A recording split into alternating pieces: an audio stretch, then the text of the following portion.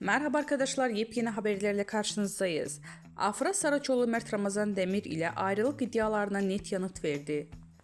Afra Saraçoğlu Paris Moda Haftası dönüşü Mert Ramazan Demir ile yaşadığı ayrılık iddialarına son noktayı koyarak açıklamalarında bulundu. Ünlü oyuncu Afra Saraçoğlu Paris Moda Haftası'nı döndükten sonra İstanbul Havalimanı'nda gazetecilerin açıklamalarında bulundu. Son dönemde adı Mert Ramazan Demir ile yaşadığı ilişki hakkında çıkan ayrılık dedikoduları ile gündeme gelen Saraçoğlu bu iddialara açıklık getirdi. Saraçoğlu yeni projede olan Abi dizisinde başrollerini paylaşacağı Kenan İmirzalıoğlu ile arasındaki yaş farkı hakkında sorulara da yanıt verdi. Genç oyuncu yaş farkının ilişkiye engel olmayacağını vurguladı.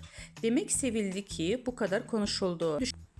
Yaş farkının bir problem olacağını düşünmüyorum dedi. Gazetecilerin özel hayatı ile ilgili sorularına da açıklık veren Afra Saraçoğlu, Mert Ramazan Demir ile olan ilişkisini sonra erdiğini şu sözlerle doğruladı. Artık bitti gitti.